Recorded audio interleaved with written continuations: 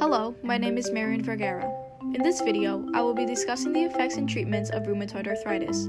I will begin with a brief explanation of what rheumatoid arthritis is, then delve into what can be done in order to treat this widespread disease. You may have heard your grandparents complain about their arthritic pain here and there. However, many don't stop to think about what exactly it is they are suffering from.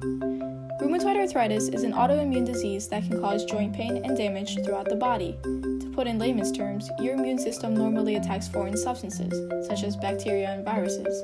However, those suffering from this disease have an immune system that mistakenly attacks the joints instead, creating inflammation that causes the synovium, the tissue that helps to lubricate the joints, to thicken, resulting in pain and swelling surrounding the joint.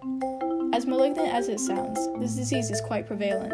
The cause of rheumatoid arthritis remains unknown. However, there are risk factors that can contribute to the susceptibility to rheumatoid arthritis, such as one's lifestyle, family history, and environment. These factors also include trauma or injury, smoking, and obesity. Rheumatoid arthritis can affect everyone. According to the Arthritis Foundation, about 1.5 million people in the United States are diagnosed with rheumatoid arthritis.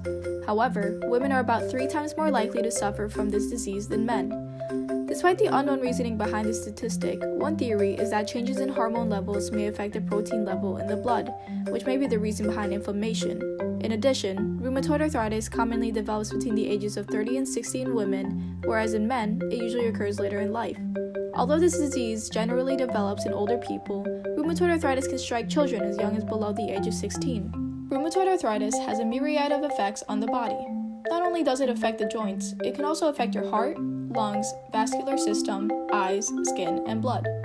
These effects include increase in the risk of cardiovascular disease or stroke due to its ability to attack the pericardium, which lines the heart, and cause inflammation throughout the body.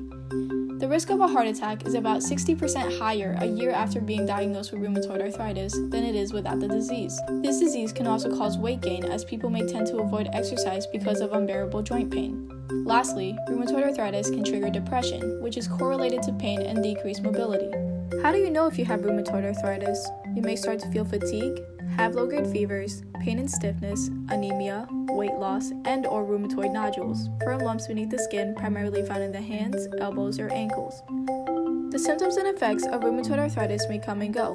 You may also experience a flare, which is a period of high disease activity, increasing inflammation and other symptoms. These flares can last for days or even months.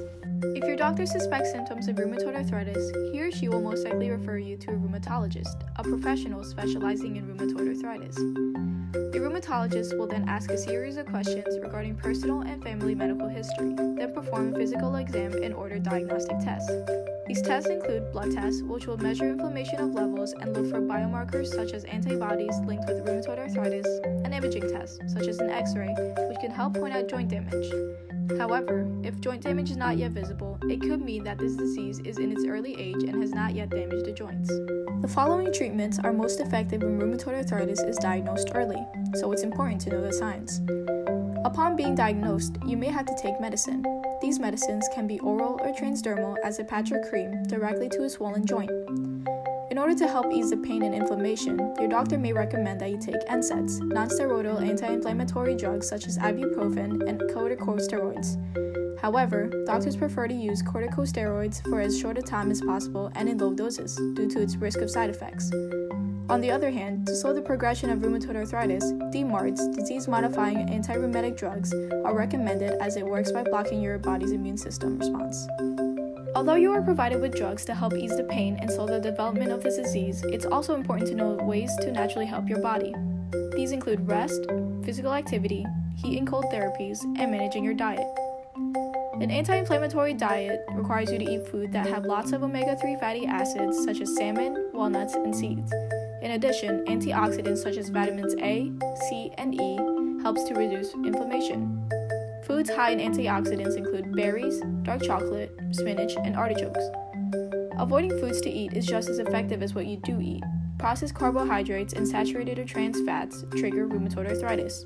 After learning about the effects rheumatoid arthritis has on one's body, I think it's safe to say that you wouldn't want to deal with this pesky disease. Don't wait until it gets worse. Care for yourself now and avoid the struggle later on.